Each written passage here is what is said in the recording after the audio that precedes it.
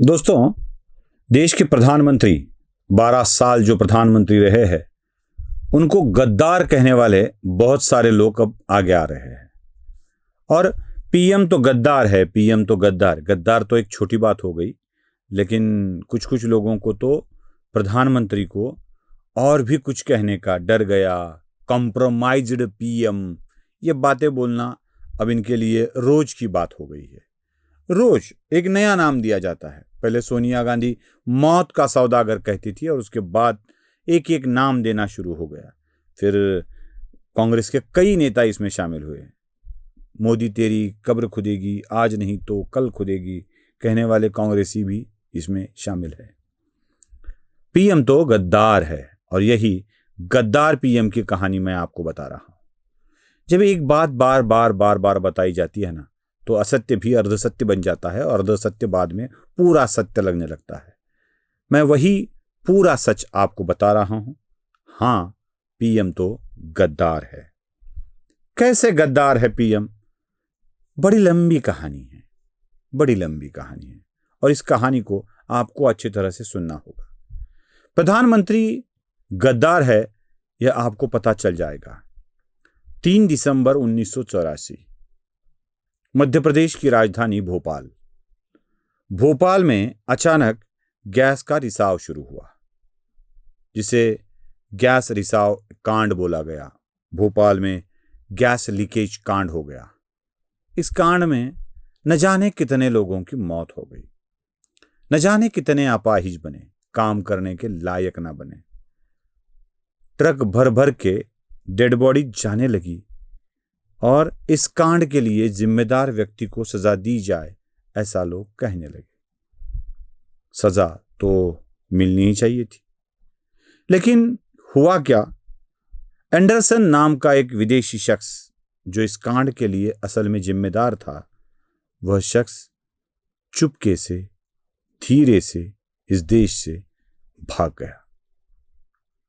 अब आप कहेंगे इसमें प्रधानमंत्री कैसे गद्दार है? जरा सोचिए, हजारों लोगों की जान लेने वाला एंडरसन इस देश से भाग जाता है तो कैसे भाग जाना चाहिए? बंगाल की सीमा से लगकर भागना चाहिए, नेपाल की सीमा से लगकर उस इलाके से भाग जाना चाहिए, या पाकिस्तान चले जाना चाहिए, उसे म्यांमार या बांग्लादेश म्यांमार होते हुए निकल जाना चाहिए। ऐसा कुछ हुआ नहीं। ये एंडरसन सरकारी फ्लाइट से भागा। उसे सरकारी फ्लाइट किसने दी थी? कितना गलत करते हैं ना प्रधानमंत्री। सरकारी फ्लाइट, सरकारी विमान देकर एंडरसन को इस देश से भगाया गया। हां, प्रधानमंत्री गद्दार होते हैं। और एक मामला बता दूं, आपको याद होगा बोफोर्स वाला मामला, जिसमें बोफोर्स नाम की तोपें खरीदनी थी और इस तोपों में बहुत सारे लोगों के ऊपर आरोप लगे थे। अब प्रधानमंत्री पर आरोप लगे थे, प्रधानमंत्री की पत्नी पर आरोप लगे थे। कितने गद्दार होते हैं ना। चलो ठीक है, आरोप हुए, भ्रष्टाचार हुआ या नहीं हुआ, आगे आगे चलकर तो बोफोर्स नाम का शब्द ही भ्रष्टाचार का पर्यायवाचक शब्द बन गया। सच कह रहा हूं, कसम से, मैं झूठ नहीं बोलता। अरे जी, कांग्रेस का नेशनल हेराल्ड नाम का न्यूज़पेपर वो स्कैम का पर्यायवाचक ही बोफोर्स समझता है। खबर देख लीजिए, उन्होंने अभी अभी छापी हुई खबर है।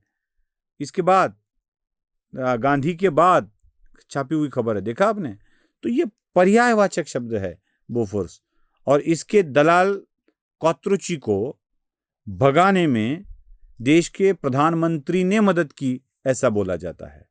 कितने गद्दार होते हैं ना प्रधानमंत्री। गद्दारी इसे कहते हैं।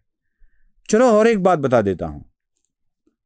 श्रीलंका से लगकर एक कच्छटीऊ नाम का इलाका है, द्वीप है, और इस कच्छटीऊ को भारत देश का हिस्सा था वो, लेकिन हमारे प्रधानमंत्री ने कच्छटीऊ को श्रीलंका के हवाले कर दिया।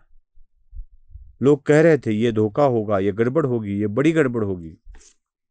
श्रीलंका ने इस भूभाग को चाइना के हवाले कर दिया।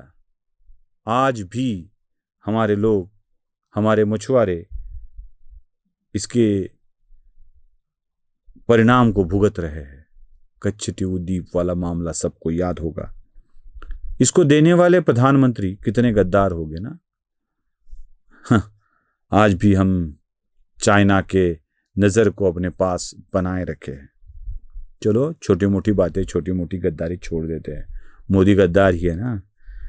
तो 1962 वाली लड़ाई याद है, 62, और उसमें अक्साई चीन का एरिया 38,000 वर्ग किलोमीटर का एरिया इस देश के प्रधानमंत्री ने चीन के हवाले कर दिया था।